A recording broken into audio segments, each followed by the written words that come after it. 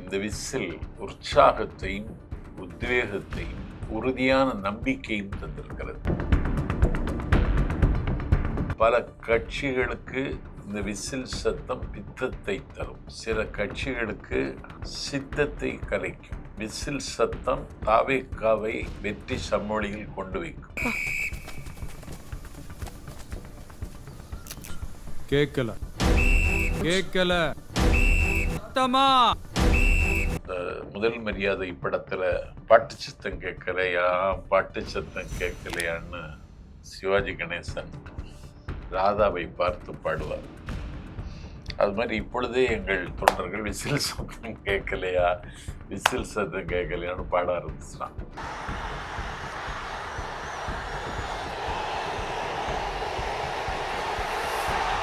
ஆனால் அந்த பரப்புரை செய்யக்கூடிய பிரச்சார குழுவில் உங்களுடைய பெயர் 10 பேர் உள்ளிட்ட ஒரு பட்டியல் வெளியிட்டாங்க. அந்த 10 பேர்ல உங்களுடைய பெயர் பிரச்சாரம் எப்படி செய்வதுங்கிறதுக்கு தான் அந்த குழு. இருந்தாலும் பரப்புரை செயலாளர் அதுல முக்கியமா இல்ல, நான் பரப்புரை செய்ய வேண்டிய வேலை தான் என் வேலை. மண்ணை குடைந்தால் மணிகள் கிடைக்கும், மலைகை குடைந்தால் வைரம் கிடைக்கும், விண்ணை குடைந்தால் நிலவு கிடைக்கும், கண்ணை குடைந்தால் முடிவு கிடைக்கும், எண்ணெய் குடைந்தால் பேச்சு கிடைக்கும், தலைவர் விஜயை குடைந்தால் வெற்றி கிடைக்கும்னு சொல்லிட்டு முடிச்சேன். அதனாலதான் ஐடி இடி எல்லாம் குடைறாங்களா? ஒரு கட்சி வெற்றி பெற வேண்டுமானால் வாக்காளர்கள் மத்தியில இவருக்கு ஓட்டு போடணும் ஒரு மைண்டு செட் ஆகணும். அது திமுகவுக்கு ஆகலை. திமுகவுக்கு வரப்படாதுன்னு தான் ஆயிருக்கு. அதிமுகவுக்கு ஆகலை. தாவேக்காவுக்கு ஓட்டு போடணும்னு மக்கள் மத்தியில் மைண்டு செட் ஆயிடுச்சு.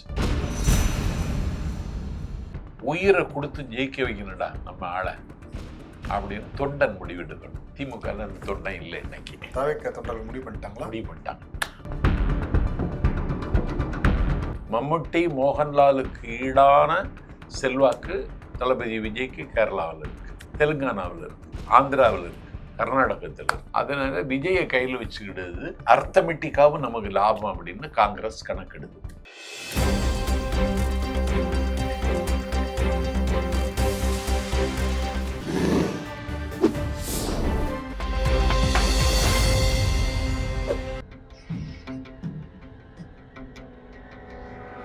தமிழ் அலை நேயர்களுக்கு வணக்கம். இன்றைய சந்திப்பில் நம்மோடு இணைந்திருப்பவர் தாவேக்காவின் பரப்புரை செயலாளர் திரு நாஞ்சில் சம்பத் அவர்களை வரவேற்பதில் மகிழ்ச்சி. வணக்கம் சார். வணக்கம். தாவேக்காவிற்கு தேர்தல் ஆணையம் விசில் சின்னத்தை ஒதுக்கிட்டாங்க. இனி எல்லா திசையிலும் விசில் பறக்கும், வெற்றி கிட்டும்னு போட்டிருக்கீங்களே, பதிவு போட்டிருக்கீங்க. பார்த்தாச்சு. அது சாத்தியப்படுமா? ஆமா, அது விசில் சத்தம், இந்த சின்னம் கிடைத்தது ஒரு புதிய நம்பிக்கையை தந்திருக்கிறது. ஒரு தேக்கத்திலிருந்து எங்களை ஆக்கத்திற்கு அழைத்து வந்திருக்கிறது. இந்த விசில் உற்சாகத்தையும் உத்வேகத்தையும் உறுதியான நம்பிக்கையும் தந்திருக்கிறது. யாருக்கு? தாவேக்காவிற்கா? தாவேக்காவிற்கு. இந்த விசில் சத்தம் கேட்க தொடங்குகிற பொழுது பல கட்சிகளுக்கு இந்த விசில் சத்தம் பித்தத்தை தரும், சில கட்சிகளுக்கு சித்தத்தை கலைக்கும். விசில் சத்தம் தாவேக்காவை வெற்றி சம்மொழியில் கொண்டு வைக்கும். அதனால தமிழ் அலைகள் மூலமாக விசில் சத்தம், விசில் சின்னம் கிடைத்ததற்கு தமிழக வெற்றி கழகத்தின் தன்னிகர் இல்லாத தலைவர், வெற்றி திருமகன், எங்கள் விழிகளில் நிறைந்தவன் தளபதி விஜய் அவர்களுக்கு என்னுடைய வாழ்த்துக்களை தெரிவித்துக் கொள்கிறேன். நீ எப்போ விசில் பறக்க போகுது? விசில் பறக்கும். இந்த முதல் மரியாதை படத்துல பாட்டு சத்தம் கேட்கலையா, பாட்டு சத்தம் கேட்கலையான்னு சிவாஜி கணேசன் ராதாவை பார்த்து பாடுவார். அது மாதிரி இப்பொழுதே எங்கள் தொண்டர்கள் விசில் சத்தம் கேட்கலையா, விசில் சத்தம் கேட்கலையான்னு பாட ஆரம்பிச்சிட்டான். ஏற்கனவே தாவேக்கா தொண்டர்கள்லாம் பயங்கரமா விசில் அடிப்பாங்க. வர விசில் சின்னம் கொடுத்துட்டாங்க. இனிமேல் பொதுக்கூட்டத்துல ஒன்லி விசில் சத்தம் மட்டும் தான் கேட்க முடியும் போல தெரியுது. ஆமா, சரி சார். இப்போ உங்க எல்லா திசையிலும் இனிமேல் விசில் பறக்க போகுதுன்னு நீங்க சொல்றீங்க. ஆனா எல்லா அரசியல் கட்சிகள் தமிழ்நாட்டுல 2026 சட்டசபை தேர்தலை எதிர்நோக்கி உள்ள அரசியல் கட்சிகள் எல்லாம் தேர்தல் அறிக்கை தயார் செய்தலா இருக்கட்டும், வேட்பாளர்கள் தேர்வு செய்தலா இருக்கட்டும், மற்ற அனைத்து பணிகள்லையும் சுறுசுறுப்பா ஈடுபட்டாங்க. ஆனா தாவேக்காவில் ஒரு சுணக்கம் இருக்கிற மாதிரி தெரியுது. இன்னும் ஒரு தேர்தல் அறிக்கை தயாராகல. தேர்தல் அறிக்கைக்கு குழு போட்டுட்டாங்க. நேற்றைக்கு தேர்தல் அறிக்கை குழுவினுடைய தலைமை அருண்ராஜ் ஐஆர்எஸ் அவர்களை நேற்றைக்கு நான் பனையூர்ல அலுவலகத்தில் சந்திச்சேன். அவர்கிட்ட நான் சில பரிந்துரைகளை சொல்லியிருக்கேன். அவரும் சில பரிந்துரைகளை எல்லா தரப்புலேருந்து வாங்கிட்டு இருக்காரு. இந்த தயாரிக்கிற பணி வேகமாக நடந்துட்டு இருக்கு. ஒரு ஒரு ரெவல்யூஷனரி அறிக்கையாக கூட இருக்கும். தலைவர் கலைஞர் அப்போ சொல்லுவார், எங்களுக்கு தேர்தல் அறிக்கை தான் கதாநாயகன். அது மாதிரி தமிழக வெற்றி கழகத்துக்கு தேர்தல் அறிக்கை கதாநாயகனாக இருக்கும். இந்த குழு போட்டதை பற்றி சொன்னீங்க. ஆனால் என்ன குழு? அந்த தேர்தல் அறிக்கை குழு, அப்புறமேட்டு பிரச்சார குழுலாம் போட்டாங்க. ஆனால் நான் பார்த்ததுல பிரச்சார குழுல நீங்கள் ஒரு தாவேக்காவுடைய பரப்புரை செயலாளர். ஆமா. ஆனா அந்த பரப்புரை செய்யக்கூடிய பிரச்சார குழுல உங்களுடைய பெயர் 10 பேர் உள்ளிட்ட ஒரு பட்டியல் வெளியிட்டாங்க. அந்த 10 பேர்ல உங்களுடைய பெயர் பிரச்சாரம் எப்படி செய்வதுங்கிறதுக்கு தான் அந்த குழு. இருந்தாலும் பரப்புரை செயலாளர் அதுல முக்கியமா நான் பரப்புரை செய்ய வேண்டிய வேலை தான். அது பிரச்சாரமும் பரப்புரையும் வேற வேற இல்லையா? வேற இல்ல. அந்த குழுவில் இடம்பெறதில்லை. தாவேக்காவினர் வருத்தப்பட்ட மாதிரி உங்க பேர் இல்லைன்னு நாங்களும் தேடி தேடி பார்த்து தாவேக்கனர் யாரும் வருத்தப்படல. நான் இதுல இடம்பெறாததுல எனக்கு நான் அதிக சுமைகள் என்னால சுமக்க முடியாது. இப்போ இந்த குழுன்னா அந்த குழுவில் கூட்டத்துக்கு வரணும்னா சென்னைக்கு வரணும், கன்னியாகுமரியிலிருந்து வரணும், அதில் கலந்துக்கிடணும். பிறகு இந்த குழு எங்கேயாவது புறப்பட்டு போச்சுன்னா நானும் புறப்பட்டு போகணும், அவங்க கூடாதுன்னா எனக்கு ஒத்து வராது. நான் கொஞ்சம் இன்னும் சொல்லப்போனால் நான் வாழ்க்கையின் அந்திம காலத்தில் இருக்கேன். ஆனாலும் நம்பிக்கையோட இருக்கிறேன், நம்பிக்கையோட இயங்குகிறேன். அது ஒன்று. அதனால அது ஒன்று எனக்கு பொருட்டாக்கிறதில்லை. ஒருவனை தீர்மானிப்பது அவனுடைய உழைப்பும் அவனுடைய முயற்சியும் அவனுடைய பங்களிப்பும் தான்.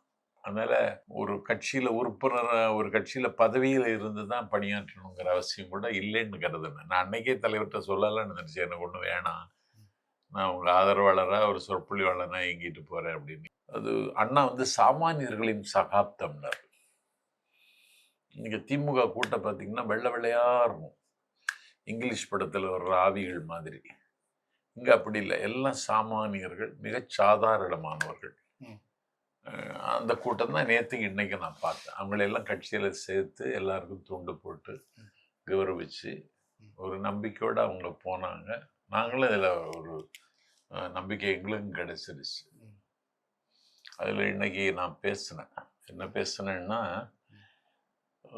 எத்தனை தலைவர்கள் இருந்தாலும் தமிழக வெற்றி கழகத்தின் தலைவர் சொல்றதான் பெரிய தாக்கத்தையும் அதிர்வையும் ஆச்சரியத்தை நிகழ்த்துகிறது.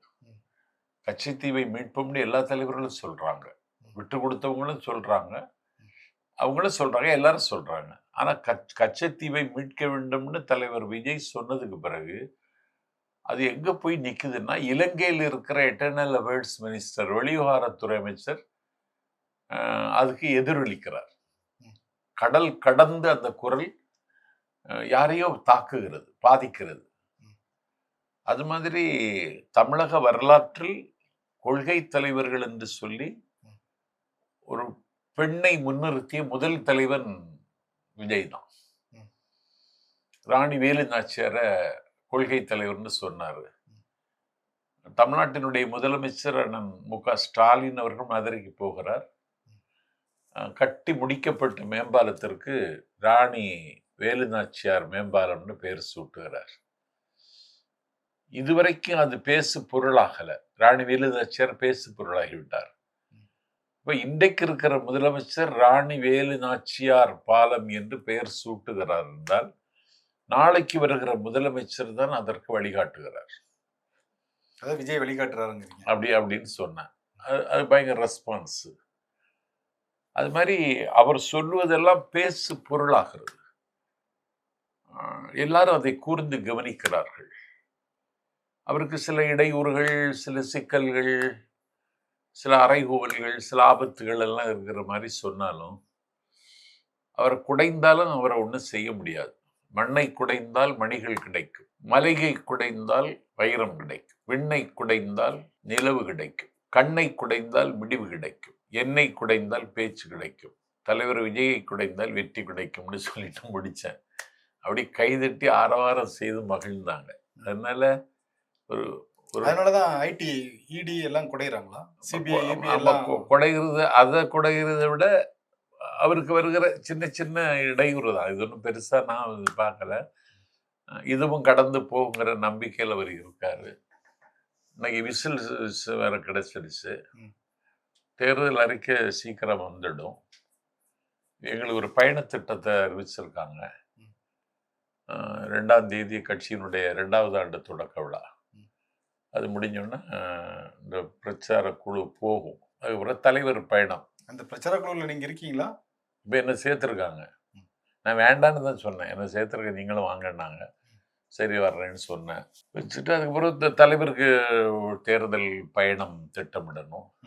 அது கொஞ்சம் கடினமான வேலை. ஏன்னா கரூர் துயரத்திற்கு பிறகு கற்ற படிப்பினை இல்லைன்னா பெற்ற பாடம். நான் ஒரு ஆலோசனை சொல்லுகிற இடத்துக்கு நான் வரமாட்டேன். எனக்கு அது பிடிக்காது. ஆனாலும் சொன்னேன் ஒரு நிர்வாக குழுவினுடைய ஒருங்கிணைப்பாளர். 5 வருட கருணாநிதி ஆட்சியில் 3 இடங்கள்ல தான் அம்மா பேசினாங்க. ஒன்று மதுரை 2010. ஆமாம். மேற்கு மண்டலம் ஃபுல்லாக கூட்டிட்டாங்க. கோவை குலுங்கியதுன்னு போட்டிருந்தாங்க. ஆமாம், கோவை குலுங்கியது, திருச்சி திணறியது, மதுரை மயங்கியதுன்னு போட்டுட்டாங்க. அது மாதிரி தலைவர்கள் டூரை போட்டால் நல்லதுன்னாங்க. ஆனால் செங்கோட்டை அதுக்குள்ள கிரவுண்டு இடம் இல்லையா சம்பத் அப்படின்னாரு. அப்படி இன்னைக்கு ஒரு அபர்ண்ட் த மாஸ் லீடராக ஒரு புதிய அவதாரம் எடுத்திருக்கிறார். சார், ஒரு விஷயம் கேட்கணும்னு நினைச்சேன். இப்போ செங்கோட்டையன் அவருடைய பேரை நீங்கள் உச்சரிச்சதுனால, ஏன்னா சமூக வலைத்தளங்களில் இப்போ கிட்டத்தட்ட ஒரு வார காலமாகவே திரு செங்கோட்டையன் அவர்களை பற்றி குறிப்பிடும்போது அவர் வந்து கொஞ்சம் மனசோர்வாக இருக்காரு. ஏண்டா தாவேக்காவுக்கு வந்தவங்கிற ஒரு மனசோர்வில் இருக்கிறாங்க மாதிரி ஒரு செய்தி உலா வருது. அவர் கூட பயணிக்கக்கூடிய ஆள் நீங்கள், உங்ககிட்ட கேட்டால் நேற்றுக்கு அவர் புஷியானது எனக்கு அவருக்கு கருத்து வேறுபாடு ஓப்பனாகவே பேசினார். பேச வேண்டிய தேவையில்லை என்ன கேட்டால். ஆனால் பேசிட்டாரு. அப்படி ஒன்றும் இல்லைன்னாரு. நான் அண்ணன்டையும் கேட்டேன். அப்படியெல்லாம் ஒன்றும் இல்லை சிம்மத்தை, நமக்கு என்ன இருக்குது, நமக்கு ஒரு பொலிட்டிக்கல் கேரியரில் ஒரு லட்சக்கணக்கான ஒரு புதிய தலைமுறைக்கு கூட பயணிக்கிற வாய்ப்பு நமக்கு கிடைச்சிருக்கு. இதை என்ஜாய் பண்ணிட்டு போவோம், இதில் என்ன இருக்குது, நமக்கு ஒன்றும் இல்லைன்னு சொன்னார். அதெல்லாம் அப்படியெல்லாம் ஒன்றும் இல்லை. அந்த மாதிரி எதுவும் இல்லை. சரி சார், இப்போ அரசியல் கட்சிகளெல்லாம் தேர்தல் பிரச்சாரத்துக்கு கிளம்பிட்டாங்க. உங்களுடைய தலைவருடைய பயணம் எப்படி இருக்கும்? அதாவது தன்னுடைய முதலமைச்சர் வேட்பாளர் அப்படின்னு அறிவித்து பயணத்தை மேற்கொண்டுட்டு இருக்காரு. அவர் இன்னும் கொஞ்சம் உற்சாகமாக செயல்படணும் போல நாங்கள் நினைக்கிறோம். உங்களுடைய பார்வை என்ன? இல்லை அது வந்து அதான் சொன்ன அந்த 3 நாள்னு சொன்னேன்ல, அது மாதிரி தேர்தல் அறிக்கையை தயாரிக்கணும். 25ஆம் தேதி எல்லா மாவட்ட செயலாளர்கள், ஒன்றிய செயலாளர், நகர செயலாளர் கூப்பிட்டுருக்காரு. அதுதான் தொடக்கம். அங்கே சில வகுத்த வியூகங்களும் ஆற்றப் போகிற பணியும் செய்ய போகிற செயலுக்கும் ஒரு திட்டத்தை அங்கே முன்வைத்து அதுலேருந்து தொடங்கிடுவாங்க. சரி சார், இப்போ அதிமுகவுடைய தேசிய ஜனநாயக கூட்டணியாக இருக்கட்டும், திமுகவுடைய இந்தியா கூட்டணியாக இருக்கட்டும், இவங்கெல்லாம் ஒரு கூட்டணியை ஃபார்ம் பண்ணிட்டாங்க ஓரளவு. இப்போ நாளைக்கு வந்து பிரதமர் கூட சென்னை வர்றாரு, வந்து கூட்டணி கட்சி தலைவர்களோட மீட் பண்ணுறாரு. எல்லாம் இந்த மாதிரி ஒரு செட்டப்பாக இருக்கு. ஆனால் தாவேக்காவில் இது வரைக்கும் யாரும் கூட்டணிக்கு வந்த மாதிரியே தெரியலையே. வருவாங்க. பெரிய கட்சி எதுவுமே இது வரைக்கும் 2 பேர் கூடமே செட்டில் ஆயிட்டாங்களே. அதிமுக ஒரு பக்கமும் திமுக ஒரு பக்கம் செட்டில் ஆயிட்டாங்க. இன்னும் யார் வருவாங்கன்னு எதிர்பார்க்க. அதிமுக என்ன செட்டில் நாங்க இல்லை, ஓரளவு கட்சிகள்லாம் வந்து இல்லை அது அதிமுகவுக்கு பெரிய வெற்றியை தரும்னு நான் நம்பலை. இல்லை, வெற்றியை தருதோ இல்லையோ, அவங்க பிரச்சாரம் பயணங்கள்லாம் இருக்கு. இப்போ இருக்கக்கூடிய சின்ன சின்ன கட்சிகள் இது ஒரு நாள் செய்தி தான். ஆனால் தாவேக்கா கூட அந்த ஒரு கட்சிகள் கூட வரலையே. தாவேக்காவோட ஒரு நாளுக்கு செய்திகளா வரக்கூடிய கட்சிகள் கூட வரலையே. இல்லை பேசிட்டு தான் இருக்காங்க. யார் பேசுறாங்கன்னு நான் சொல்லக்கூடாது. சரி, அது ரகசியம் உங்களுடைய. ஆமா, பேசிட்டு தான் இருக்காங்க. பார்வைக்கு தெரியலையேங்கிற மாதிரி. அது என்ன கேட்டா தேவையே இல்லை. கூட்டணி இல்லாமலே ஜெயிக்க முடியும். கூட்டணி இல்லாமலே வெற்றி பெறுவதற்கான வாய்ப்பு தாவேக்காவுக்கு இருக்கிறது. ஏன்னா நான் இப்படி கூட்டத்தை பார்த்ததில்லை. நான் கூட்டத்தை பார்த்தவன் என்பதை விட அதில் பங்களித்தவன். ஒரு கட்சி வெற்றி பெற வேண்டுமானால் வாக்காளர்கள் மத்தியில் இவருக்கு ஓட்டு போடணும்னு ஒரு மைண்டு செட் ஆகணும். அது திமுகவுக்கு ஆகலை. திமுகவுக்கு வரப்படாதுன்னு தான் ஆயிருக்கு. அதிமுகவுக்கு ஆகலை. தாவேக்காவுக்கு ஓட்டு போடணும்னு மக்கள் மத்தியில் மைண்டு செட் ஆயிடுச்சு. 2வது, உயிரை கொடுத்து ஜெயிக்க வைக்கணும்டா நம்ம ஆளை.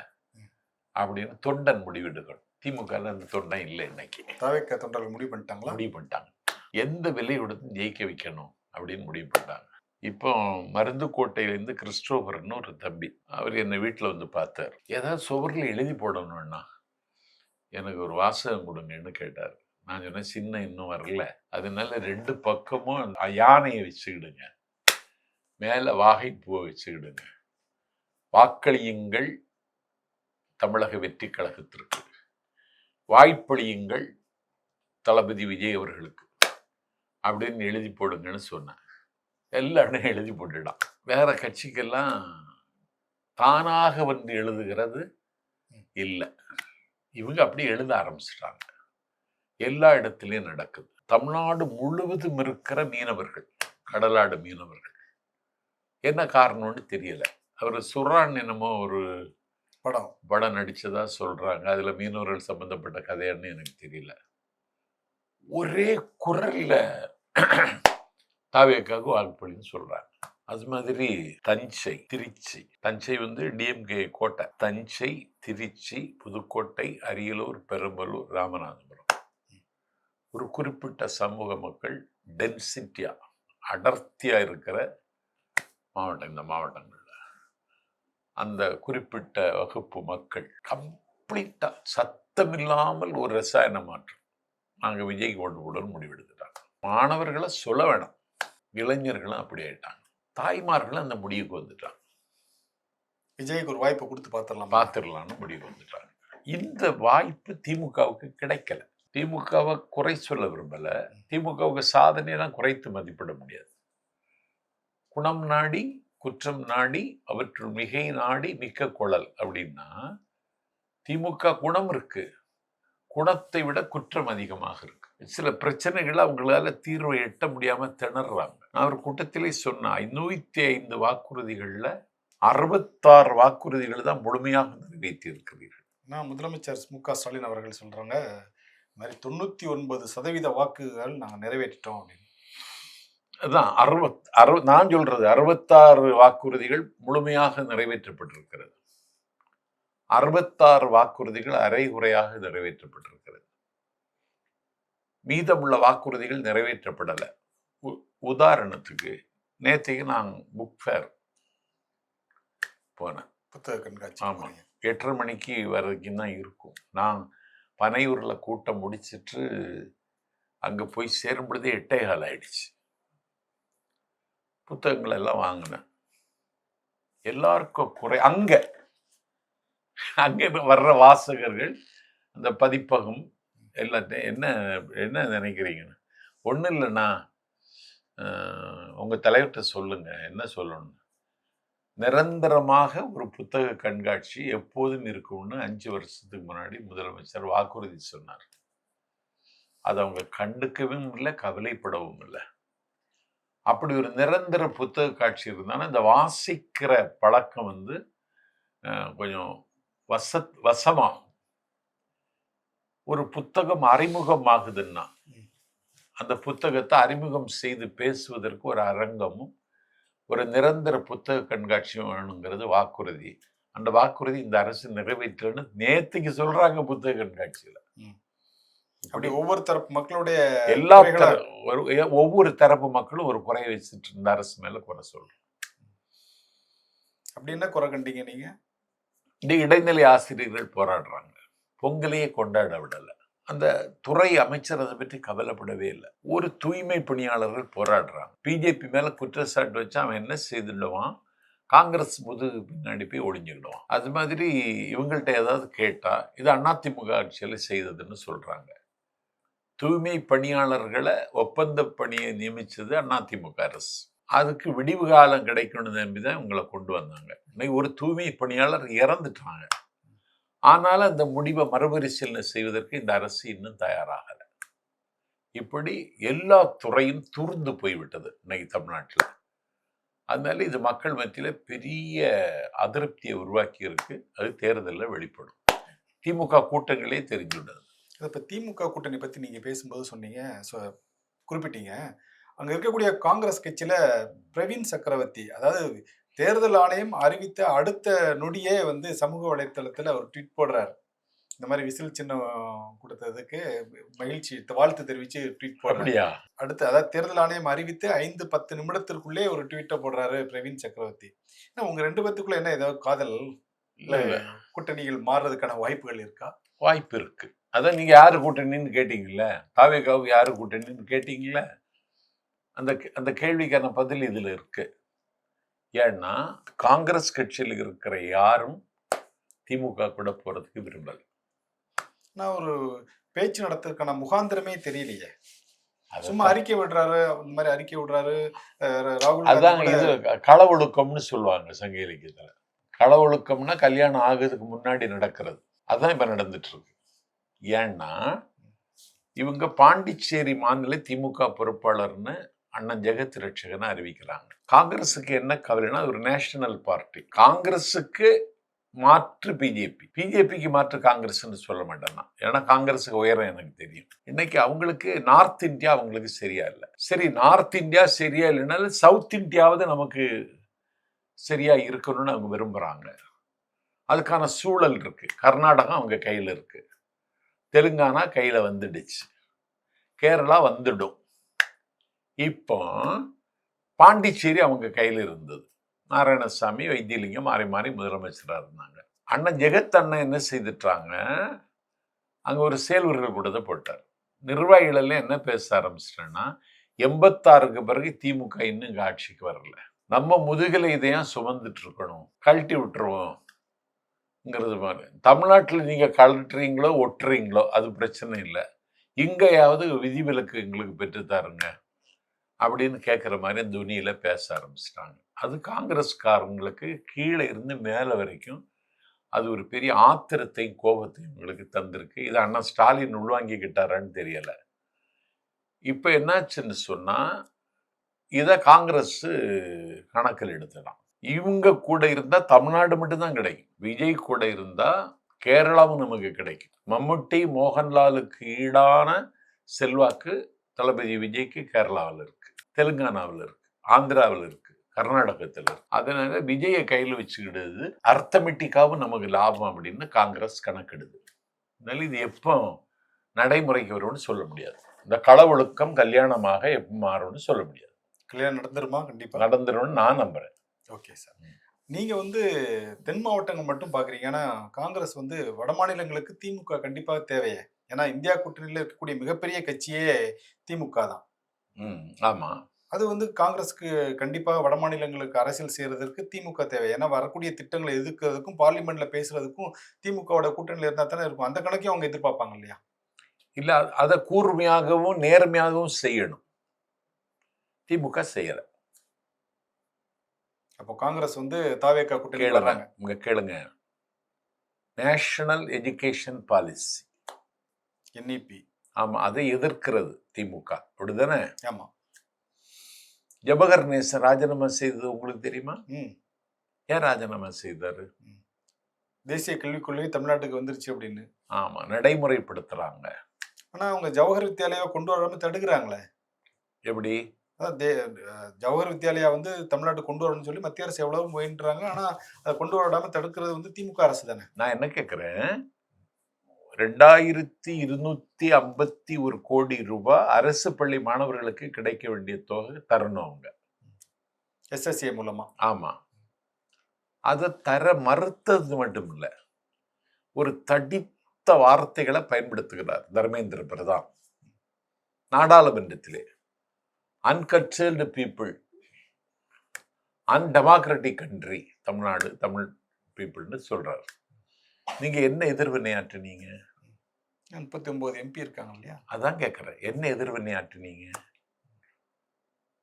நான் நாடாளுமன்ற உறுப்பினர், நடக்கிறது வேற. அண்ணா சொன்னாரு, he is one of the DMK that have invaded டெல்லினார் அண்ணா. டெல்லியோடு மோத, டெல்லியோடு யுத்தம் செய்ய, டெல்லியில் குவிந்து கிடக்கிற அதிகாரங்களை உடைத்து நொறுக்க திமுக ஒரு படைக்கலனை அனுப்புகிறது அப்படின்னார். நீங்கள் படைக்கலனா இல்லாவிட்டால் தொடைக்கலனா என்பதை நீங்க அவங்க சொல்லட்டும் பார்ப்போம். பார்லிமெண்ட்ல அவங்க செய்தது ஒன்றும் செய்யலை. எல்லா மந்திரிகளிடமும் உறவு வைத்துக் கொண்டு காரியம் சாதித்து கணக்கில்லாத கோடிகளை குவித்துக் கொண்டிருக்கிறார்கள் என்பது சீக்கிரம் வெளியே வரும். உங்க விசில் சத்தம் வெளியே கொண்டு வந்துருமா? கொண்டு வந்துடும். ஓகே, வாழ்த்துக்கள். நன்றி. நன்றி.